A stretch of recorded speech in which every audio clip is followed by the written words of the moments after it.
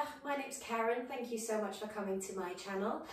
Today I have a very short stretching program for you, particularly if you've been really lifting some heavy weights, if you've been running, if you've been cycling, and you're really experiencing some tightness in the legs. So I've got a couple of props which would be advisable for you to have with you. So if you need to pause this video, just go grab them. I've got myself a blanket which I've folded up a couple of times, or you could use a cushion or just something soft. And you might need 1 or 2 blocks with you just for a little bit of support. Being very, very mindful of your knees always. And if you know that you've got a few issues with the knees, these props are probably a little bit more essential. Okay, so we'll keep our props very nearby, but we're going to start the actual practice today as part of our day 3 of our festive days of yoga. We're going to lie down on the mat and just for a moment separate the feet and just allow your head to rest on your hands. And just allow yourself to breathe gently in, gently out.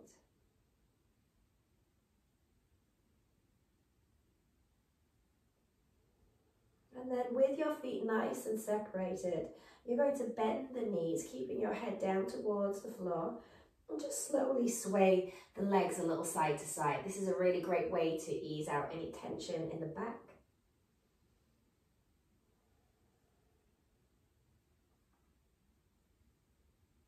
And then softly allow the legs to come down towards the floor. From here, you're going to walk your hands in and just come to a Sphinx pose. This is a really nice stretch for the abdomen as well. So if you've been overworking the abs, you can just come to this position. If you notice that there's a little bit of tension through the spine, you can just take your arms out a little bit longer, no worries. If you want a little bit of a deeper stretch, you're going to press your hands down into the floor and just lift up into the seal posture. We're going to take 3 breaths here. And just make sure that you're not hunching your shoulders around the ears, that you're creating space all the way through the top line of the body. 1 more breath. And then slowly ease your torso down towards the floor. And you're going to bring your left arm underneath the forehead. Bend your right knee in, take hold of that foot. And I don't want you to feel like you're getting tension in the back, so really push your pubic bone down into the earth. And that means you will get this beautiful stretch down through the thighs.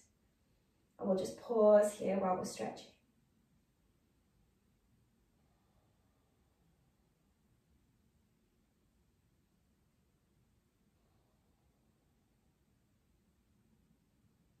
You can stay here. If this is enough for you, then that's perfect. Or you're going to walk your left arm from this kind of horizontal position to a diagonal and then press that palm into the floor as you lift up. So you get that same stretch through the abdomen and also a nice stretch through the spine. You can lower the head at any point if this becomes too much. Let's take 3 breaths here.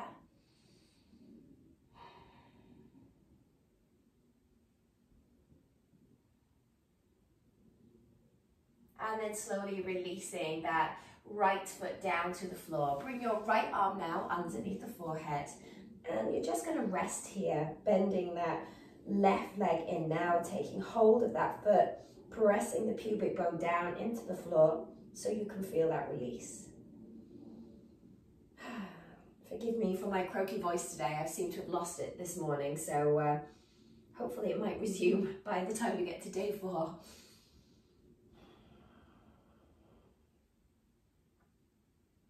You might notice a little bit of pulsing in the abdomen.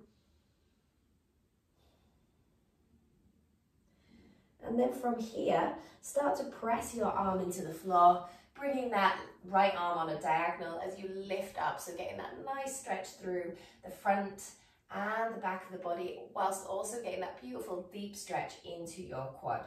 You can use a strap as well if you need that, no worries. Nice big breaths.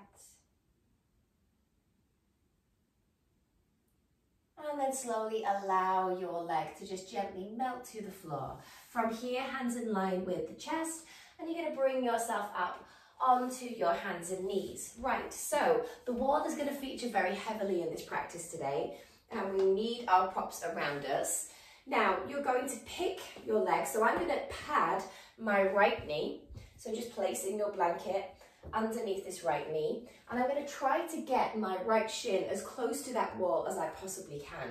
So I'm going to keep my hands on the floor, and my knee is on that blanket, and my shin, if you can see, my foot is just blending rather nicely into the wall here. So my foot is going up that wall. Okay, now you're going to then step the other leg like this into kind of a lunge position. Now, if you have got quite tight thighs or any potential injuries in the knees, I would probably stay with your hands on the floor or even your block. And you can just stay here. Let's all stay here for 3 moments, 3 breaths.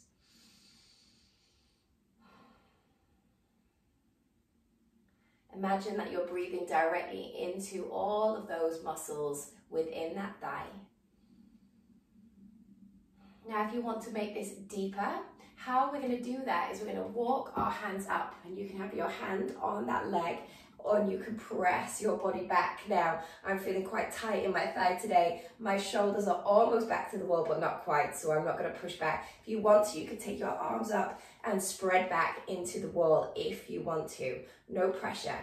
Or else you're just going to hold that opposite knee. And the closer you are to the wall, the more you're going to feel that deep stretch. So let's just be here for 4 more big, big breaths.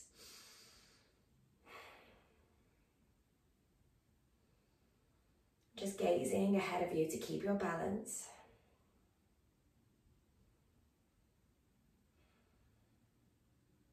One more breath.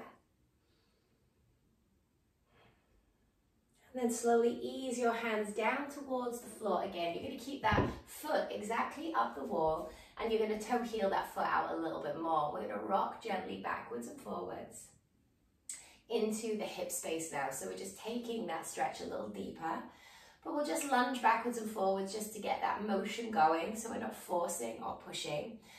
And then you can either bring your hands to your block, you can rest your forearm on that block, or you can rest your hand to the floor. The same hand as your knee that is bending, you can bring it on the inside and come onto the knife edge of that foot, so you're just really getting deep into that stretch. And let's hold here for 3 big breaths. Let's go a little bit more than 3. I can always tell when I want to get out of a pose because I only give a small count. So let's double that. Let's go for 6. And I've been waffling for a while, so let's take 2 more breaths.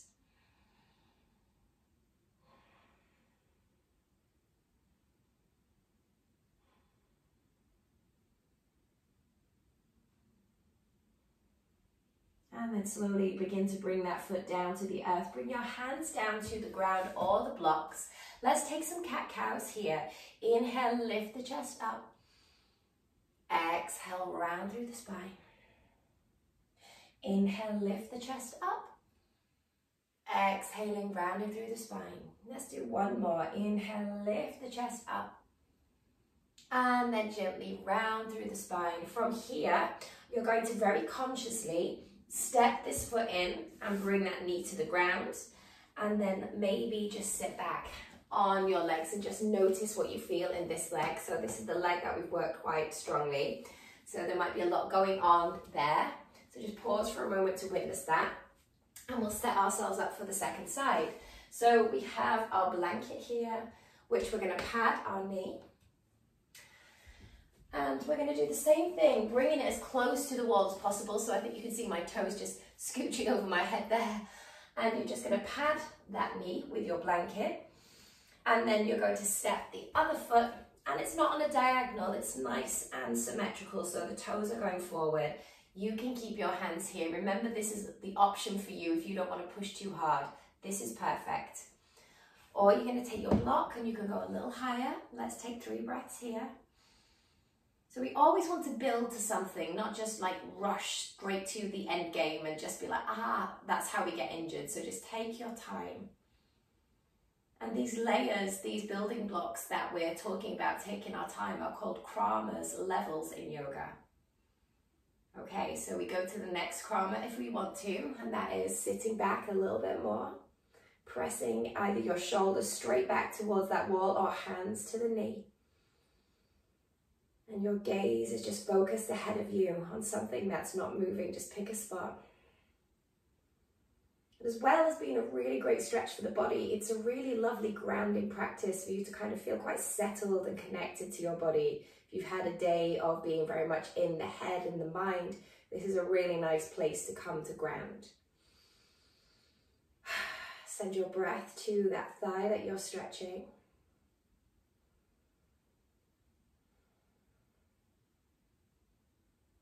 Two more breaths here. Remember, you can sit back and that really does deepen it. So take it with caution. And then slowly releasing your hands down towards the floor. Then we toe heel the front foot out to the side. So we're getting a little bit more of a stretch on the inside of the thighs. And you can then just gently move side to side here. It's like you're lubricating that hip joint with a little bit of movement. And that toe is still very much, you can see, very much pressed against the wall. And then from here, you can either bring that block in front of you or bring your forearm to it or just forearm to the floor. Maybe coming onto the knife edge of that foot and then with your hand just pressing it open. Now let's just breathe here.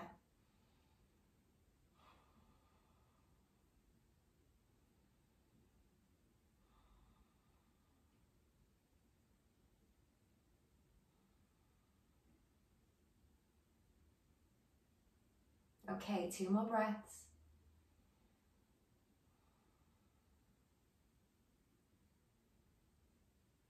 And then slowly bring your hands back in. Again, you're going to very consciously take that foot in and come to kneeling. Now, we're not quite done here, so we can use this the wall still to get another deeper stretch into the hamstrings. You don't need your blanket for this point, but you might need 2 blocks underneath your hands. So have them there if you need them. And you can just place one block and then the other under your hands. Or you're going to come almost like you're doing a downward dog with your feet possibly next to the skirting board. You're going to pick one leg and take it up to the wall and stretch it up as much as possible while pushing your heel down into that skirting board. You can walk your hands in for a little bit more of a stretch. Breathe in here. It's one of those where you're like, oh my goodness, but once you've done this a few times, your legs feel so much better. We're going to be here for 3 more breaths.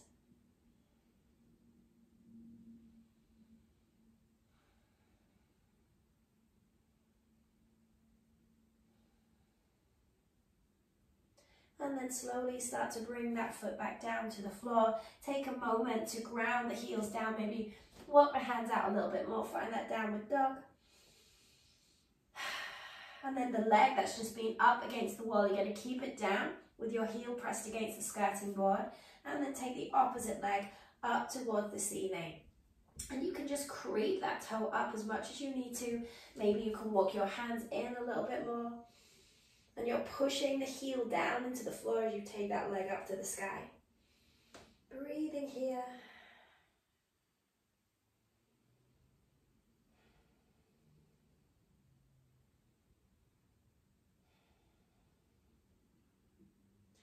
Okay, from here, begin to release that foot down towards the earth. Gently release the knees down to the floor. And from that position, you'll probably feel a little bit more awake and also very much stretched out after anything that you've been doing, whether that's in the gym, whether that's out for a run, whether you've not moved a lot over Christmas, whatever it is, you'll feel that you've opened up through these really quite hard to stretch muscles. I hope you enjoyed that. Let me know how you got on with the comments below, and don't forget to like and subscribe if you enjoyed this video. Thank you so much. Goodbye.